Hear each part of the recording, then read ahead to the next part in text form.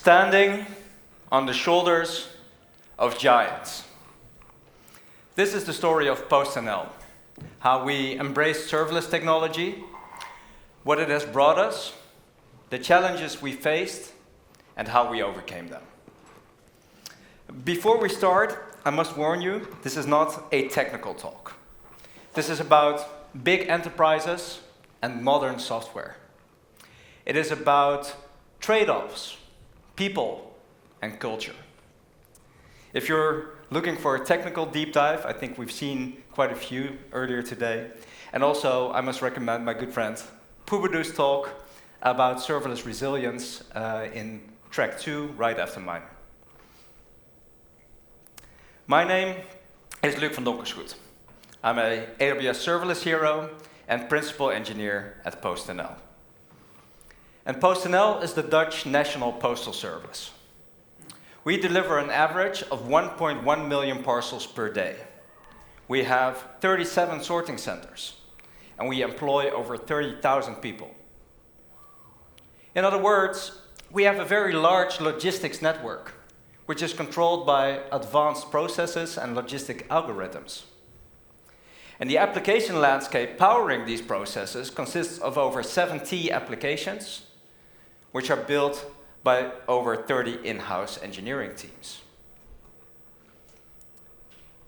PostNL is also a very old company. We've been around under various names since 1799, so this year we're celebrating 225 years of history.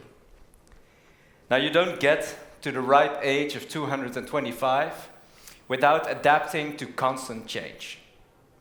So over the centuries, we've adapted from horses to cars, from physical post offices to the internet, and from letters to parcels.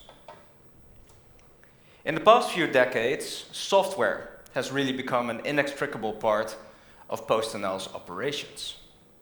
But the way we approach software has significantly changed since 2012.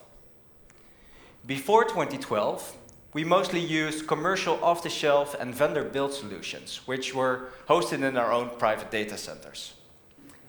In 2012, we decided that maintaining data centers should not have our core focus, and we migrated everything to AWS, making us one of the first European enterprises with a public cloud-only strategy. In 2018, we realized that to remain competitive in a fast-moving environment, we had to build our own logistics software. In other words, we had to become a software engineering company. We explored our options and we found that cloud-native services and serverless on AWS were the best foundations for our business. And we shaped our engineering platform, or engineering department, to optimize the use of these platforms. So, why choose serverless as the foundation of our new engineering strategy? There are a few reasons. But the first is elastic pricing, or pay per use. And this is very relevant to our business, because on an average week, the load on any application in PostNL might look like this. And as you can see, we hardly process any volume during the weekends or during the nights. But on Tuesdays, and especially around noon, we experience very high loads, because this is both when all of our delivery drivers are out, but also when our consumers and customers are using our apps and websites. But because our entire landscape is serverless, we hardly generate any cost during these off-peak hours. And with patterns like these, this can lead to big cost reductions when compared to always-on systems. The next reason to choose serverless is effortless scaling. Of course, scaling is an important property for weekly patterns like this, but this is not the only seasonality that we see at PostNL. Here we see another usage pattern, this time covering about 6 months. You can still see the weekly seasonality, because every one of these bumps is a single week. But you also see another pattern, which is increasing load towards the end of the year. Now, can you guess what causes this pattern? Christmas, holiday season. So in December and January, we process significantly more volume than in the rest of the year. And even in the weeks afterwards, we process significantly more return volume. But by embracing serverless, we don't even have to think about this increased scale, because our applications automatically adjust to the load. Of course, our AWS bill will be higher, but as we're moving more parcels, our revenue is also higher, which automatically covers the increased cost. So we've covered elastic pricing and effortless scaling. And these are great attributes to have in a serverless application landscape. But to me, these aren't even the most important arguments to choose serverless. So let me ask you another question. What are the two most costly, most expensive components of software development? Us, people, that's true. And the other one are outages. So, human labor and outages. Let's talk about these topics. The most common cause of outages are infrastructure problems. So, among other things, I'm talking about hard drives filling up, physical hardware failing, network congestion, or misconfigured network configurations. There are so many moving parts to infrastructure that building and maintaining and operating the infrastructure is an extremely valuable specialism. And as an enterprise, you must do it right, because outages are super expensive too. For example, in our case, if our logistics applications are down, our sorting centers can't work, our delivery drivers can't drive out, and maybe our customers might demand compensation. And this also means that if you make your application builders responsible for building and maintaining their core infrastructure, it will take them significant time and effort. And this is time and effort they're not spending on creating customer value. Now, alternatively, you could maintain distinct operation or platform teams, but these are very expensive too. And they're generally not a core capability for many enterprises. So instead, PostNL chose to mandate the use of serverless, which allows us to delegate the most difficult infrastructure problems to AWS. For example, we don't think about physical CPUs, their instruction sets, their compatibility, or their instruction sets. We just use Lambda, step functions, Fargate, and AWS manages the physical capacity. Likewise, we need a network to communicate between our applications and services. But we don't think about bandwidth or throughput or speed or volume. AWS just manages anything we can throw at it. And then there's high availability. And this is an extremely important but also very complex topic. It involves high availability, availability zones, failure detections, failovers, immutable resources, and many more challenges. But with serverless, we get all of this out of the box. We just write an object to S3, or we write a message to SQS, and Amazon takes care of the rest. And another great benefit of using managed services is the security responsibility carried by Amazon. For example, when the Log4j vulnerability was found, Amazon patched their services, their applications, their runtimes. They even patched Lambda to protect customer application code from abuse. And likewise, when the Heartbleed vulnerability was found, Amazon patched their infrastructure and their applications without any customer action required. And I think this diagram is such a great way to tell that story. All the way on the left, we have on-premises. And now you as an enterprise are responsible for the entire stack. The physical security, the network, the power, the redundancy, the data centers, the operating systems, the entire thing. While all the way on the right, we have serverless. And now Amazon is responsible for all of these things, for the operating systems, for the applications, for the platforms, for the data centers, And if you're using truly serverless applications like SQS, S3, or DynamoDB, all you need to use are APIs. And the entire application and anything supporting it is managed by AWS. So, what are the results? After 5 years of building serverless applications, we have significantly reduced the number of outages and incidents. We have created dozens of teams, which have released thousands of features over the years. We've also brought down overhead, both in a financial as well as in a productivity sense. And because we moved all of the development in-house, our teams are now much better aligned with organizational and strategic goals. So we embraced cloud-native services, and we never looked back. It's all roses and unicorns in serverless land.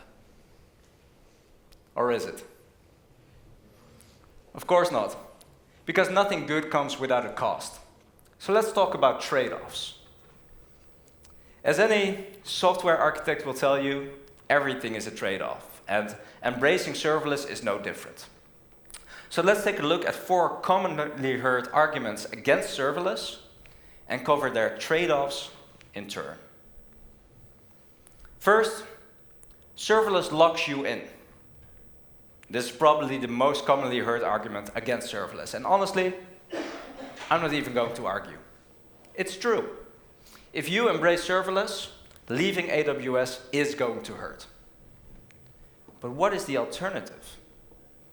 You can try to avoid AWS services as much as possible and invest in platforms like Kubernetes.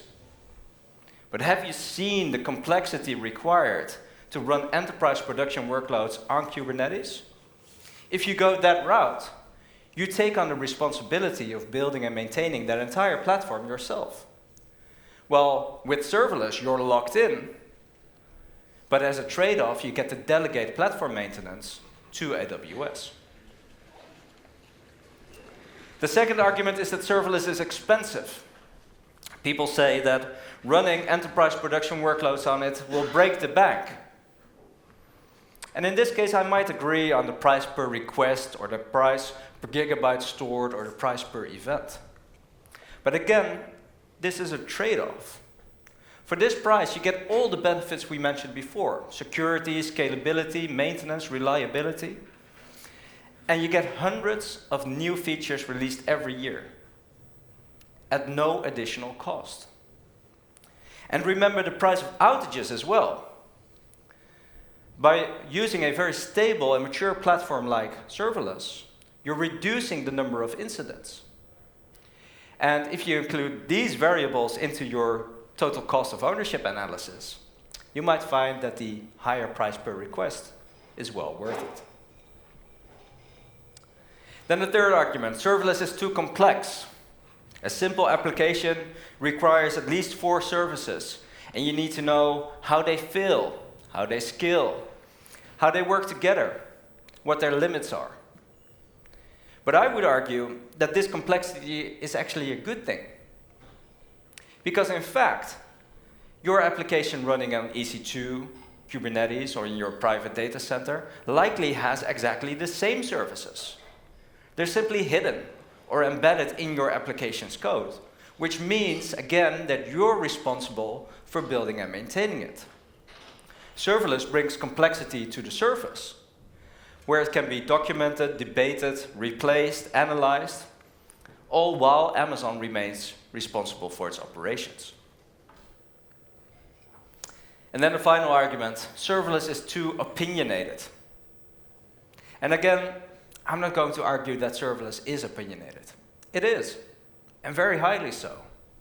But most of the time, this is with good reason. The limits and restrictions imposed might protect an internal architecture, or they might force you to use a service the way it was intended, or it might protect customer data in a multi-tenant system.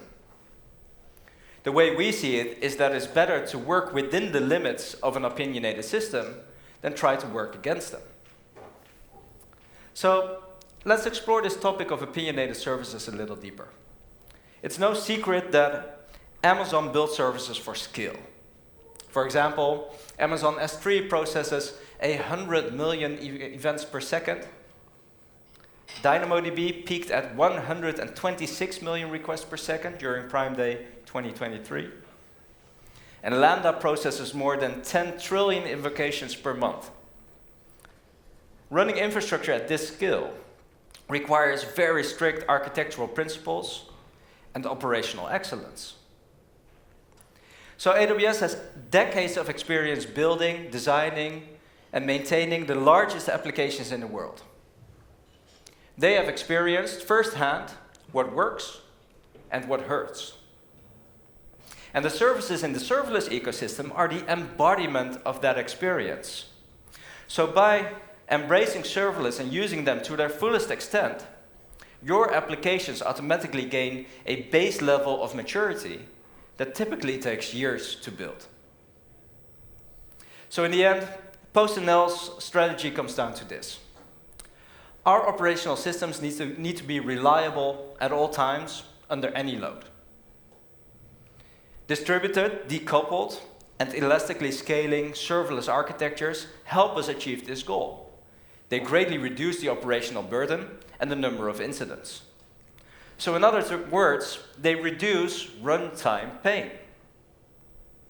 But we can only get these runtime benefits by investing at build time. So embracing serverless does have an impact. If we're going to use serverless to its fullest extent, we need to know its capabilities inside and out. If serverless is expensive, we need to know how to optimize for cost. If serverless is complex, we need to train our engineers. And if serverless is opinionated, we need to know the rules of the game so we can use them to our advantage. So what does this mean for a serverless engineer at PostNL? What skills do they need? What challenges do they face? Of course, they need to be very familiar with the serverless ecosystem. They need to know about the available services, their use cases, their limitations, their failure modes, and how multiple services like SQS, SNS, EventBridge, and Kinesis compare to each other. They also need to be able to design for skill. For example, they need to think about queues, throttling, buffers, and exponential backoffs. At the same time, they have to design and build with cost in mind. Of course, they can just store any parcel update in DynamoDB. But would that really be the most efficient solution? Maybe a solution with SQS or Kinesis Firehose can be used to achieve the same goals more efficiently. And finally, our engineers need to think about the operations of their workloads. Which metrics are important, what should they alarm on, and how are they going to make their applications observable? And designing for operations actually deserves a bit of additional attention. Our engineers run their own workloads, which means they have on-call duty and they respond to incidents. Because even if a service like Lambda is almost never unavailable, your application might still receive an unexpected input. Now, hopefully, this results in a controlled failure, such as a message being placed on a dead letter queue. And if this happens, our engineers need to find the root cause of that issue, resolve it, and then maybe redrive the message. And another common problem is hitting a service limit, which, for example, hitting the maximum number of concurrent Lambda invocations, or maybe the number of API gateway requests per second. And when this happens, our engineers need to work with AWS support to resolve the limit as quickly as possible. And the next day, they need to look at their architecture and see how they can prevent this problem from happening again. And again, the solution might involve something like a buffering, queuing, or throttling mechanism. So in summary, our engineers need the knowledge to know what tools and services are available to them, and the experience to make the right decisions. And this is not easy. It requires long-term investment in people and cultures. And one of the ways we do that at PostNL is by investing heavily in formal education, such as classes and workshops. And we also foster our engineering community by hosting knowledge shares and community-led tech improvement charters. We have found that continual learning and sharing our experiences is essential to support a cutting-edge software company. At the same time, we have seen that a very effective way to promote good serverless engineering is making the right thing easy. For example, we offer one-click solutions to deploy new AWS accounts, which are then automatically integrated in our network architecture, version control, security tooling, and cost monitoring. But of course, we also need strict guardrails. For example, we put service control policies in place to prohibit the creation of EC2 instances and IAM users. And this forces our developers to make the right decisions regarding cost, security, and operational overhead. So what have we learned? Embracing serverless in the enterprise is good for cost and reliability. But embracing serverless is not a flick of a switch. You don't get serverless just by saying you're a serverless enterprise. You need to invest in your processes, in your guardrails, in the AWS platform itself. You need to make the right thing easy and the wrong thing difficult. But most of all, you need to invest in your people and hire the experts that can build your serverless future. We have seen that the more we invest in serverless, the more we can delegate to AWS. They become responsible for almost the entire stack, including its high availability, its scalability, and security. And because serverless services are built to perform well under the highest workloads imaginable, and they have decades of experience ingrained in their architectures, we have found that by using serverless, we truly get to stand on the shoulders of giants. Thank you.